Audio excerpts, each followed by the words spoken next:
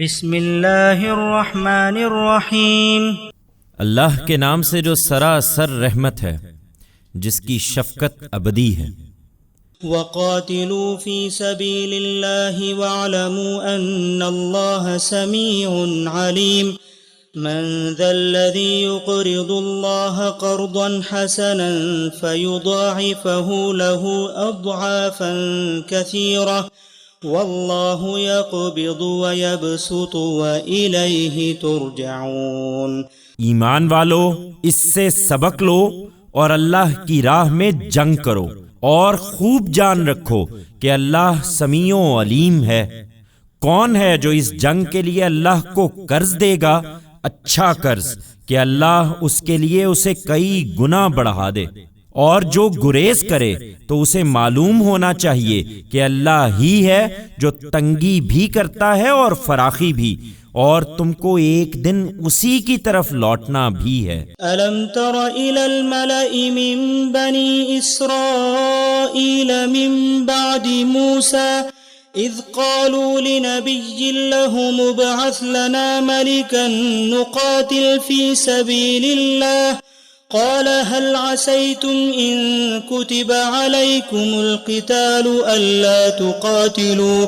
قالوا وما لنا ألا نقاتل في سبيل الله وقد أخرجنا من ديارنا وأبنائنا فلما كتب عليهم القتال تولوا إلا قليلا منهم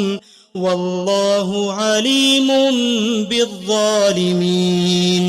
تم نے موسیٰ کے بعد بنی اسرائیل کے سرداروں کو نہیں دیکھا جب انہوں نے اپنے ایک نبی سے کہا آپ ہمارے لیے ایک بادشاہ مقرر کر دیں تاکہ ہم اس کے حکم پر اللہ کی راہ میں جنگ کریں؟ اس پر نبی نے کہا ایسا نہ ہو کہ تم پر جہاد فرض کیا جائے اور پھر تم جہاد نہ کرو۔ وہ بولے ہم کیوں اللہ کی راہ میں جہاد نہ کریں گے جبکہ ہمیں ہمارے گھروں اور ہمارے بچوں سے دور نکال دیا گیا ہے؟ لیکن ہوا یہی کہ جب ان پر جہاد فرض کیا گیا تو ان میں سے تھوڑے سے لوگوں کو چھوڑ کر باقی سب پھر گئے، اور حقیقت یہ ہے کہ اللہ ان ظالموں سے خوب واقف تھا۔ وقال لهم نبيهم إن الله قد بعث لكم طالوت ملكا قالوا أنا يكون له الملك علينا ونحن أحق بالملك منه ولم يؤت سعة من المال قال إن الله اصطفاه عليكم وزاده بسطة في العلم والجسم واللہ یؤتی ملکہ من یشاء واللہ واسع علیم۔ وقال لهم نبيهم إن آية ملكه أن يأتيكم التابوت فيه سكينة من ربكم وبقية مما ترك آل موسى وآل هارون تحمله الملائكة إن في ذلك لآية لكم إن كنتم مؤمنين۔ اور ان کے اس مطالبے پر ان کے نبی نے انہیں بتایا کہ اللہ نے طالوت کو تمہارے لیے بادشاہ مقرر کر دیا ہے۔ بولے اس کی بادشاہی ہم پر کس طرح ہو سکتی ہے جبکہ ہم اس بادشاہی کے اس سے زیادہ حقدار ہیں اور وہ کوئی دولت مند آدمی بھی نہیں ہے۔ نبی نے جواب دیا اللہ نے اسی کو تم پر حکومت کے لیے منتخب کیا ہے اور اس مقصد کے لیے اسے علم اور جسم دونوں میں بڑی کشادگی عطا فرمائی ہے۔ یہ سلطنت اللہ کی ہے اور اللہ اپنی یہ سلطنت اپنی حکمت کے مطابق جس کو چاہے بخش دیتا ہے۔ تم معاملات کو اپنی تنگ نظروں سے دیکھتے ہو اور اللہ بڑی وسعت رکھنے والا ہے، وہ ہر چیز سے واقف ہے۔ اور ان کے نبی نے ان کے لیے مزید وضاحت کی کہ اللہ کی طرف سے اس کے بادشاہ مقرر کیے جانے کی نشانی یہ ہے کہ تمہارا وہ صندوق تمہارے دشمنوں کے ہاتھ سے نکل کر تمہارے پاس آ جائے گا، جس میں تمہارے پروردگار کی طرف سے تمہارے لیے ہمیشہ بڑی سکینت رہی ہے، اور جس میں وہ یادگاریں بھی ہیں جو موسیٰ اور ہارون کی ذریت نے تمہارے لیے چھوڑی ہیں۔ اسے فرشتے اٹھائے ہوئے ہوں گے، اس میں یقیناً ایک بڑی نشانی ہے تمہارے لیے اگر تم ماننے والے ہو۔ فلما فصل طالوت بالجنود قال إن الله مبتليكم بنهر فمن شرب منه فليس مني ومن لم يطعمه فإنه مني إلا من اغترف غرفة بيده فشربوا منه إلا قليلا منهم فلما جاوزه هو والذين آمنوا معه قالوا لا طاقة لنا اليوم بجالوت وجنوده قال الذين يظنون أنهم ملاقو الله كم من فئة قليلة غلبت فئة كثيرة بإذن الله والله مع الصابرين ولما برزوا لجالوت وجنوده قالوا ربنا أفرغ علينا صبرا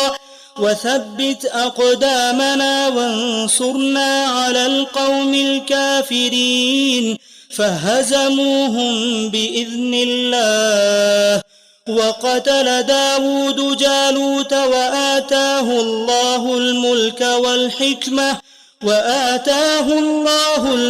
والحكمة وعلمه مما يشاء ولولا دفع الله الناس بعضهم ببعض لفسدت الأرض ولكن الله ذو فضل على العالمين۔ بنی اسرائیل کی حکومت سنبھالنے کے بعد پھر جب طالوت فوجیں لے کر نکلے تو انہوں نے لوگوں کو بتایا کہ اللہ نے فیصلہ کیا ہے کہ وہ ایک ندی کے ذریعے سے تمہیں آزمائے گا۔ اس کی صورت یہ ہوگی کہ جو اس کا پانی پیے گا وہ میرا ساتھی نہیں ہے، اور جس نے اس ندی سے کچھ نہیں چکھا وہ میرا ساتھی ہے۔ ہاں مگر اپنے ہاتھ سے ایک چلو کوئی پی لے تو پی لے۔ لیکن ہوا یہ کہ ان میں سے تھوڑے لوگوں کے سوا باقی سب نے اس ندی کا پانی پی لیا۔ پھر جب طالوت اس کے پار اترے اور ان کے وہ ساتھی بھی جو اپنے ایمان پر قائم رہے اور فوجیں دیکھیں، تو جو لوگ آزمائش میں پورے نہیں اترے تھے انہوں نے کہہ دیا کہ ہم تو آج جالوت اور اس کے لشکروں کا مقابلہ نہیں کر سکتے۔ اس پر وہ لوگ جنہیں خیال تھا کہ ان کو اللہ سے ملنا ہے بول اٹھے کہ حوصلہ کرو، اس لیے کہ بہت جگہ ایسا ہوا ہے کہ اللہ کے حکم سے چھوٹے گروہ بڑے گروہوں پر غالب آئے ہیں، اور اللہ تو ثابت قدم رہنے والوں کے ساتھ ہوتا ہے۔ اور یہی سچے مسلمان تھے کہ جب جالوت اور اس کی فوجوں کا سامنا ہوا تو انہوں نے دعا کی کہ پروردگار ہم پر صبر کا فیضان فرما